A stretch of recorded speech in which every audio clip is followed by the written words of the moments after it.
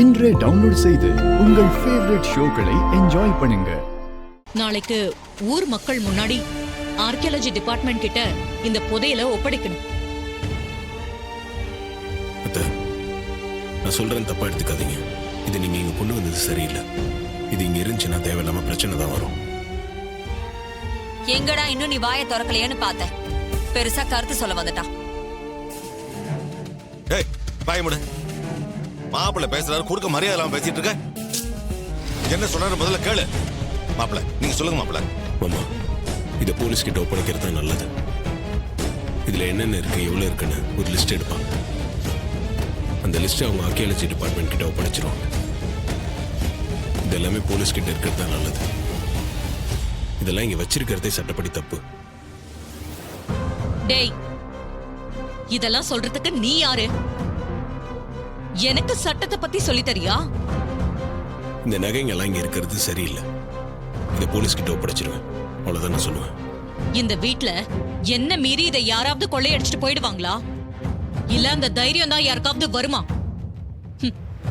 அப்படியே வந்தா என் துப்பாக்கி தான் சும்மா இருக்குமா?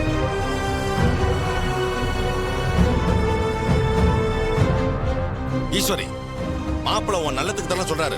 ஏன் அதை புரிஞ்சுக்காம விதண்டாவாதம் பண்ணிட்டு இருக்க? இதை முதல்ல போலீஸ்ல ஒப்படைப்போம், அதான் நமக்கு நல்லது. ஒரு நைட் இது நம்ம வீட்ல இருக்கிறதுனால எந்த பிரச்சனையும் வந்துராது. இவ சொல்றதெல்லாம் கேட்கணும்னு எனக்கு அவசியமே இல்ல.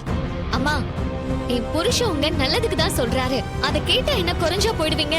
தேவையில்லாம ஈகோ பார்த்து பிரச்சனைல மாட்டிக்காதீங்க. புருஷனுக்கு சப்போர்ட் பண்ணி பேச வந்துட்டா. அக்கா, உன் சொந்த வீட்ல நீ சொந்தமா ஒரு முடிவு கூட எடுக்க முடியல.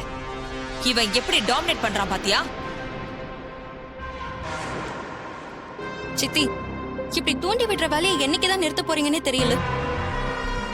அம்மா, ரேவதி வீட்டுக்காரர் சொல்றதுதான் எனக்கும் சரின்னு படுதுமா. இத போலீஸ் கிட்ட ஒப்படைச்சிட்டா யாருக்குமே எந்த பிரச்சனையும் வராது. என்ன எல்லாரும் சேர்ந்து நான் செஞ்சது தப்புன்னு சொல்றீங்களா? நான் ஒரு முடிவெடுத்தா எடுத்ததுதான். அதுல இருந்து நான் ஒன்னும் பின்வாங்க போறதில்ல. இந்த புதையல் இன்னைக்கு ராத்திரி நம்ம வீட்ல தான் இருக்கும். இத பத்திரமா பாதுகாத்து நாளைக்கு ஆர்கியாலஜி டிபார்ட்மெண்ட் கிட்ட ஒப்படைக்க தான் போறேன்.